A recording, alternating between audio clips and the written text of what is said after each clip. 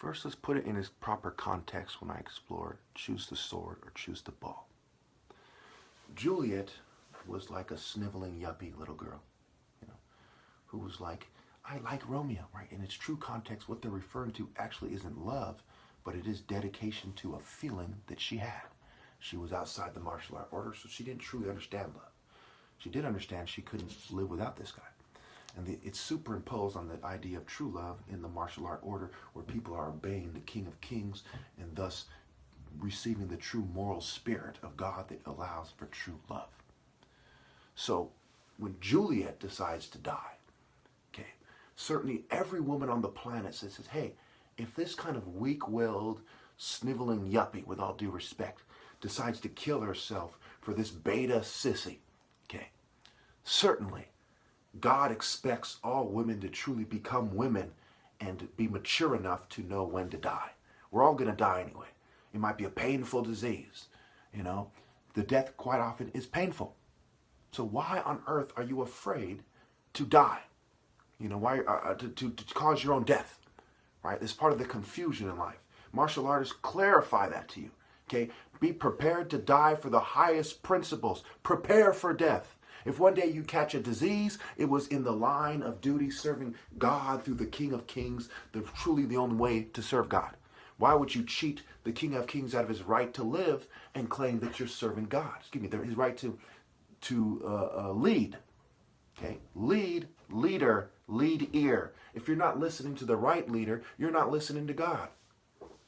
Okay, and lead, of course, scrambled is deal, and that goes back to them making a deal with the devil, whether it's through themselves, selfishness, right, versus selflessness, which includes the guy who has refined his mind enough to be selfless enough to lead humanity as the King of Kings. Through the martial arts system, moral clarity is mental clarity. So choose the sword.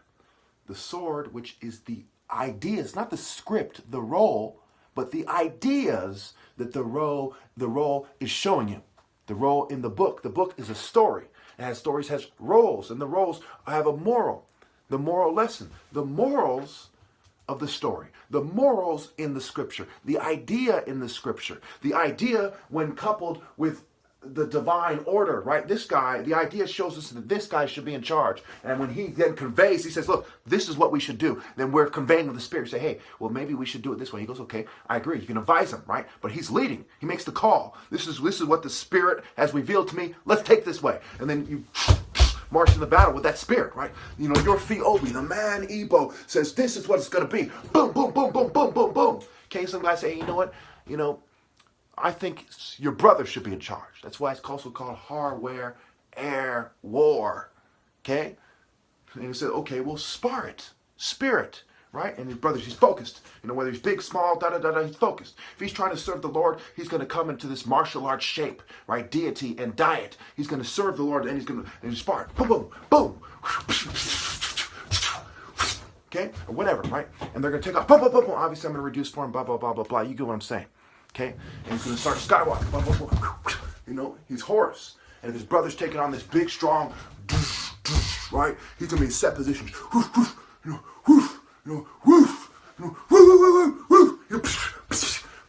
going to find the way, right? He has more mental clarity because more moral clarity. There's a lot of them to take form, and it began as a sperm, right? It began with his father, and the sperm took form, right? He's like shadow maneuvering the other ones, impregnates her. Here it comes. That is God's choice. That is destiny. So why would you cheat that man out of his right to lead? So it's choose the sword and prepare for death. And to cheat, you have a child who's say 3 years old. You say, son, I'm choosing the sword, and this is the right thing to do. And if you die, and I die, or we're tortured to death, fine. There's no time for some kind of superficial legal definition of a man. You have to be prepared to die right now. You have to be prepared to be proud to die right now. This goes way beyond, my daddy can fight better than yours, or he's richer than yours, or his car is better than yours. Okay? My daddy taught me the true spirit of God, the true message of God. And I'm ready to die for that.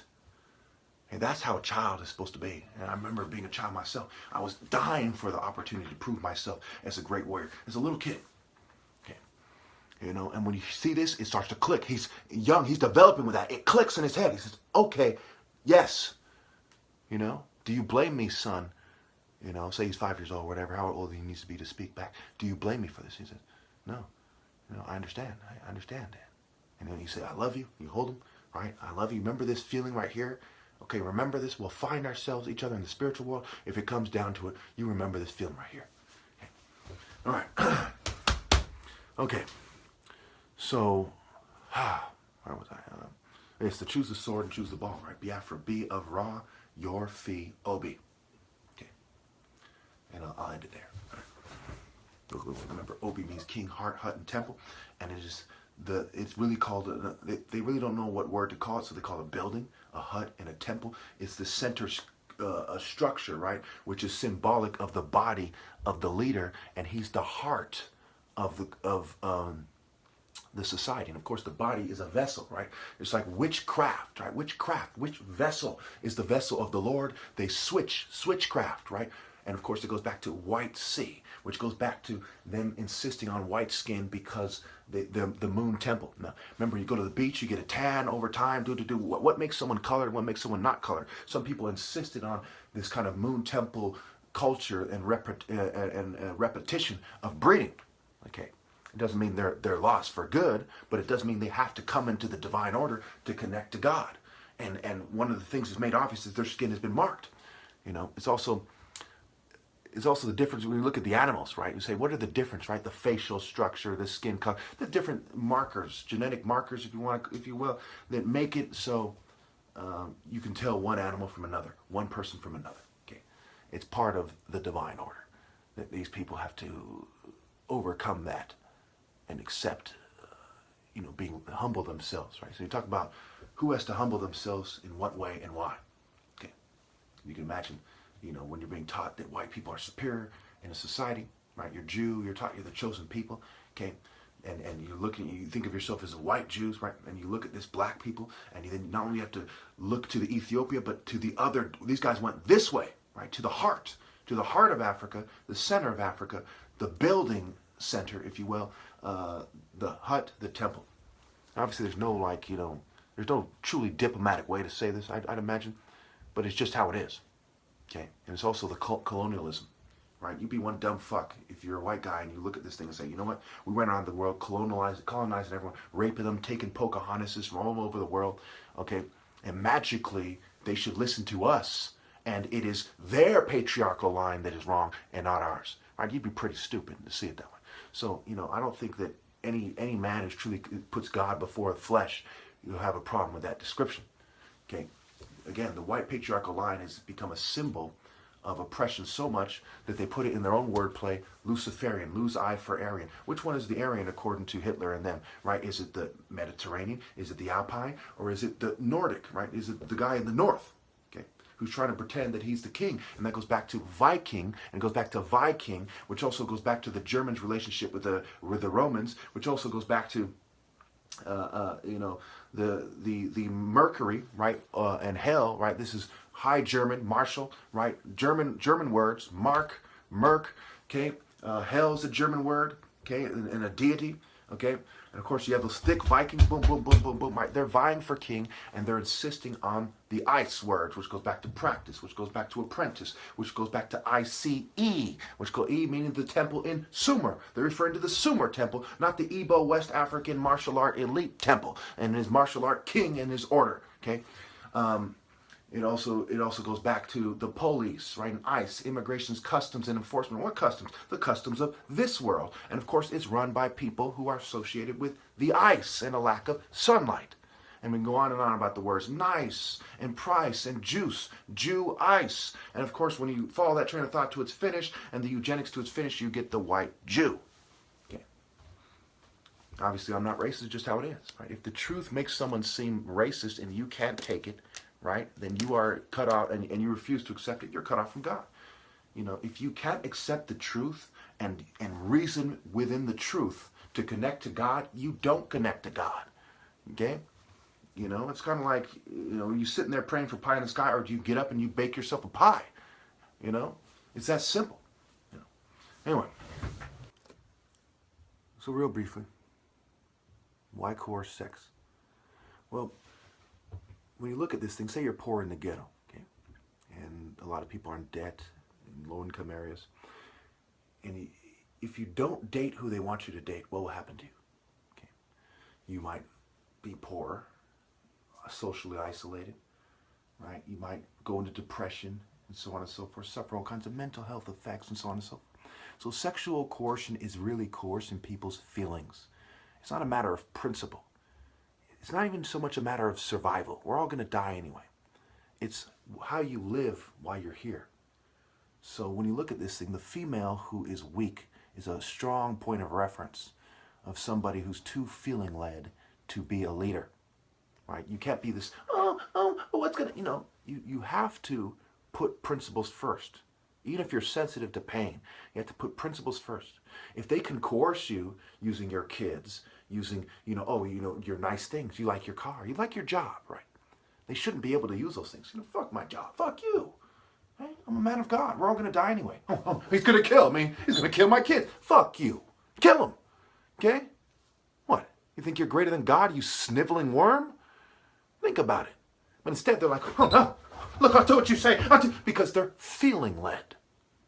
Think about it. It's selfish.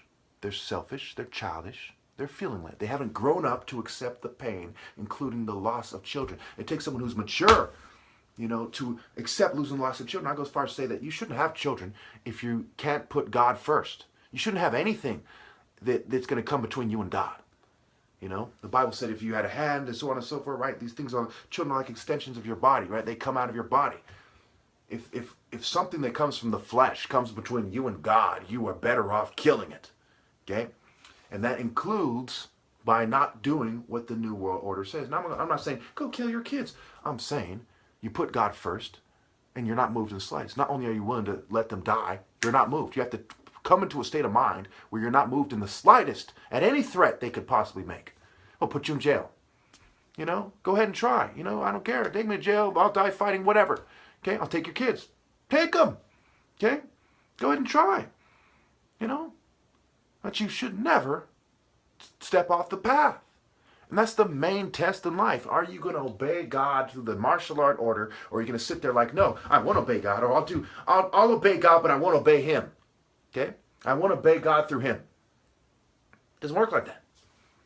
It's like saying, I'll get on the plane and not know how to fly, okay, and I'll be the pilot. The only way I'm going to do it is I'm the pilot. You don't know how to fly. It's like the Jews that worship Baal. God is like, what the fuck are you doing? Look, we are selfish, feeling-led bitches, okay? We're not going to do it your way. We're not. That isn't chosen. That's bitch.